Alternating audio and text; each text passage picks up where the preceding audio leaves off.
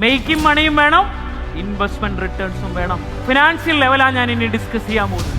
ഒന്നാമത്തെ സ്റ്റേജിലുള്ള ആൾക്കാർ എവിടെയാ നിൽക്കുന്നതെന്നറിയോ? Financial struggle.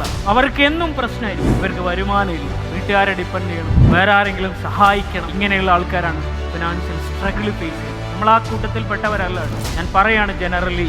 രണ്ടാമത്തെ കാറ്റഗറിയിൽ വരുന്ന ആൾക്കാർ ഫിനാൻഷ്യൽ സർവൈവൽ പീരീഡിൽ, സർവൈവൽ ലെവലിൽ നിൽക്കുന്ന ആൾക്കാരുണ്ട്. ഫിനാൻഷ്യൽ സർവൈവൽ ലെവലുള്ള ആൾക്കാരുടെ പ്രത്യേകത അവരുടെ ഇൻകവും എക്സ്പെൻസും ഈക്വൽ ആയിരിക്കും. മൂന്നാമത്തെ സ്റ്റേജിലുള്ള ആൾക്കാരുടെ പ്രത്യേകത ഫിനാൻഷ്യൽ സ്റ്റെബിലിറ്റി സ്റ്റേജാണ്. What is financial stability?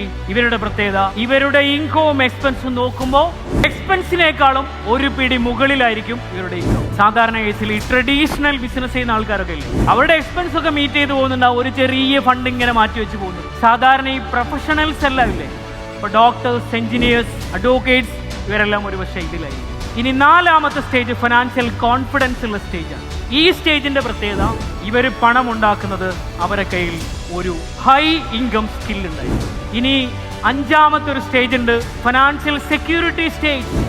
ഇവരുടെ പ്രത്യേകത ഇവർക്ക് വേരിയസ് ഹൈ ഇൻകം സ്കിൽ ഉണ്ടായിരിക്കും.